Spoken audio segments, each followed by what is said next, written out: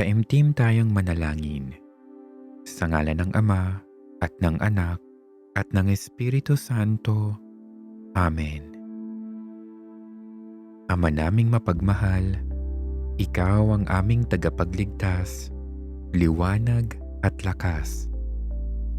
Sa ngalan ng iyong anak na si Jesus, naninikluhod kami sa iyong harapan ng may buong pananampalataya at pag-asa. Salamat po, Panginoon, sa lahat ng biyayang iyong ipinagkakaloob sa amin, sa buhay na iyong handog sa amin, sa aming pamilya, mga kaibigan, at sa mga pagpapala na aming natatanggap araw-araw.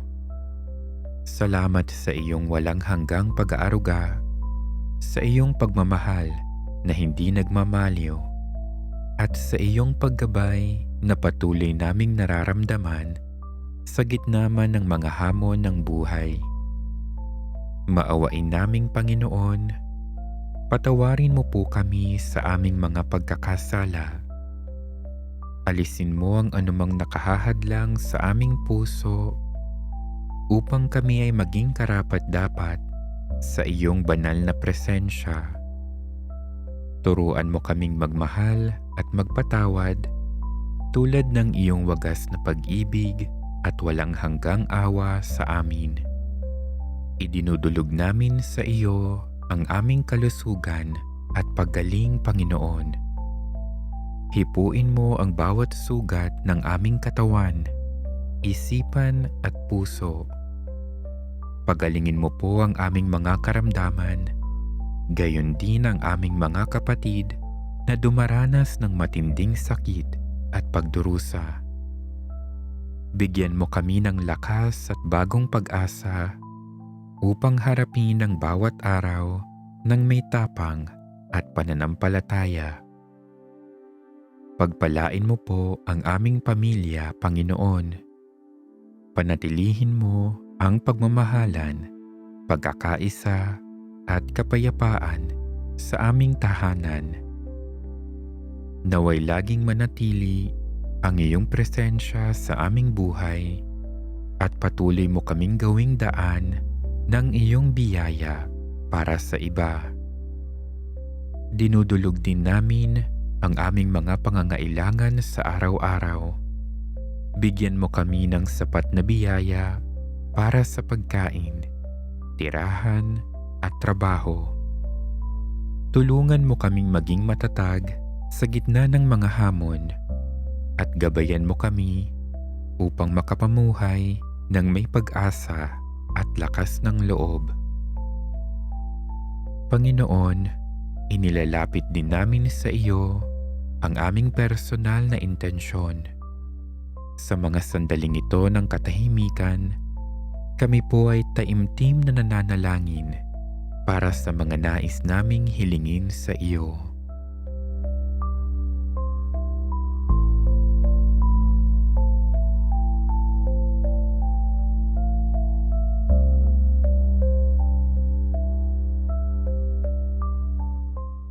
Panginoon, naririnig mo ang aming mga dasal.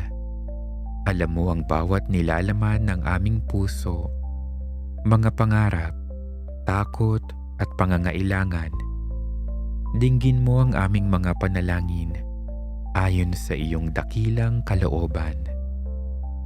Itinataas din namin sa iyo ang aming mga kaibigan, ang mga nangangailangan ng iyong grasya at awa, at ang mga nawawala ng pag-asa. Patuloy mo silang yakapin ng iyong pagmamahal at iparamdam mo na ikaw ang kanilang sandigan. Ang lahat ng ito ay aming iniaalay sa iyo, aming Ama, kasama ng Espiritu Santo, at sa ngalan ni Jesus, na aming tagapamagitan at tagapagligtas. Patuloy kaming nagtitiwala na ang iyong plano ay higit pa sa aming inaasahan. Naway manatili kaming tapat at matatag sa aming pananampalataya. Sa iyo ang papuri, pasasalamat at kaluwalhatian, ngayon at magpakailanman. Patuloy tayong manalangin. O aking butihing Jesus, pinupuri at pinasasalamatan kita bilang aking Panginoon at Diyos na makapangyarihan sa lahat. Tapat at wagas ang iyong pag-ibig sa akin sa kabila ng aking pagkukulang at pagiging makasalanan. Sa oras na ito, itinataas ko ang aking puso at isip sa iyo at aking ipinagkakatiwala ang mga pangangailangan ko ng aking pamilya, mga mahal sa buhay at aking kapwa. Hindi lihim sa iyo ang mga ninanais ng aking puso, kaya't dumudulog ako sa iyo para sa iyong awa at habag. Nagsusumamo akong gumawa ka ng himala sa aking buhay kung ang mga kahilingan ko ay ikabubuti ng aking kaluluwa at ng aking kapwa at magiging daan upang mas lalo pa akong maging kalugod-lugod sa iyo.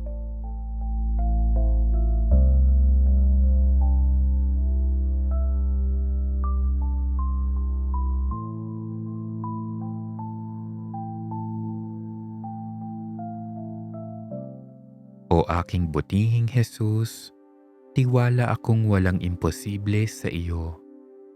Kaya, buong pananampalataya kong inilalapit sa iyong presensya ang mga bumabagabag sa aking isip, ang aking mga alalahanin, mga problemang kinahaharap, takot at pangamba. Dinggin mo ang aking mga daing at ipagkaloob mo nawa ang aking mga hinihiling. Alam kong hindi mo ako bibiguin sa aking taimtim na pananalangin sa iyo, sapagkat iyong sinabi, anuman ang hilingin niyo sa aking pangalan ay gagawin ko upang maparangalan ng Ama sa pamamagitan ko na kanyang anak. Kaya naman, o butihing Jesus, kaawaan mo ako at dinggin ang aking mga panalangin. Kailangang kita sa mga oras na ito. Madama ko nawa ang paggawa mo ng himala sa aking buhay. Ikaw ang aking sandigan at lakas. Tulungan mo ako sa panahon ng kahinaan at tukso. Alam kong ang iyong pagtulong at paghihimala ay higit pa sa sapat sa aking mga pangangailangan. Sa aking pagtanggap ng nag-uumapaw na biyaya mula sa iyo, gawin mo akong bukas palad nang makapagbahagi ako sa aking kapwa. Sa gayon, sa pamamagitan ko, madama rin ng mga tao sa aking paligid ang iyong dakilang pagmamahal at pagpapala. Sa huli, biyayaan mo ako ng bukas na puso at pag-iisip upang tanggapin ang iyong banal na kalooban. Panghawakan at maisapuso ko nawa ang iyong mga salita, o aking Panginoon.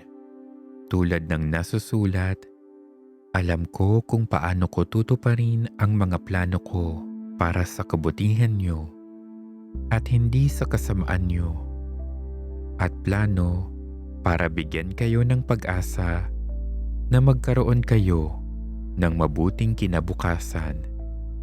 O Panginoon, ikaw ang aking Diyos at tagapagligtas.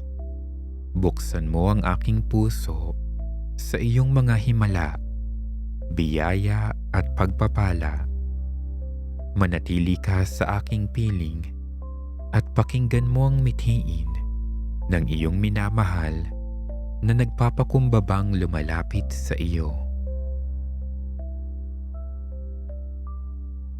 Muli tayong manalangin. Aming Diyos Ama, sa araw na ito, nagpapasalamat kami sa iyong awa at pagmamahal Salamat sa biyaya ng buhay, sa mga biyayang aming natanggap at sa lakas ng aming katawan. Sa bawat oras ng araw na ito, samahan at gabayan mo kami.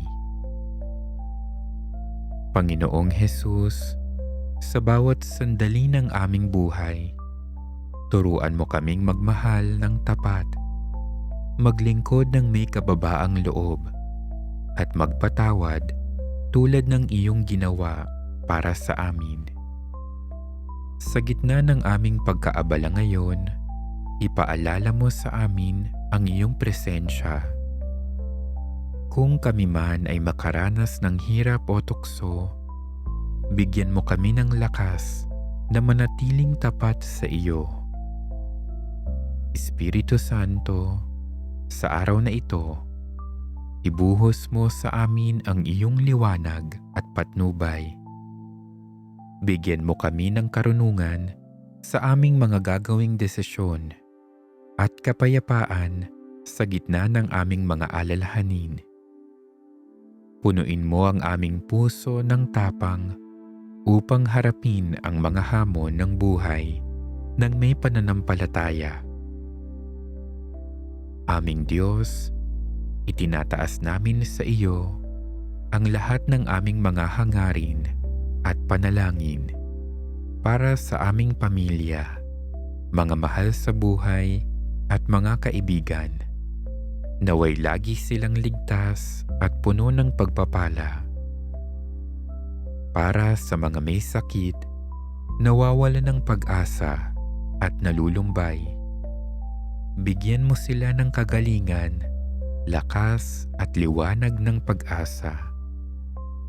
Para sa aming mga pinuno at lingkod bayan, gabayan mo sila upang maglingkod ng tapat at makatarungan. Para sa mga naghahanap ng kabuhayan, tugunan mo ang kanilang mga pangangailangan.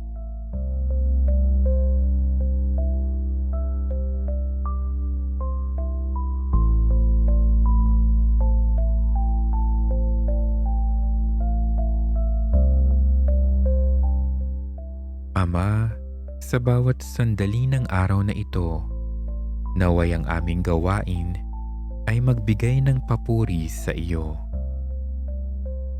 Kung kami man ay mapagod, bigyan mo kami ng lakas. Kung kami ay mahirapan, damayan mo kami. Kung maging balisa man kami, naway maramdaman namin ang iyong kapayapaan at pagmamahal. Ito ang aming panalangin, O Diyos Ama, sa ngalan ni Hesukristo, kasama ng Espiritu Santo, magpasawalang hanggan. Amen. Sa ngalan ng Ama, at ng Anak, at ng Espiritu Santo. Amen.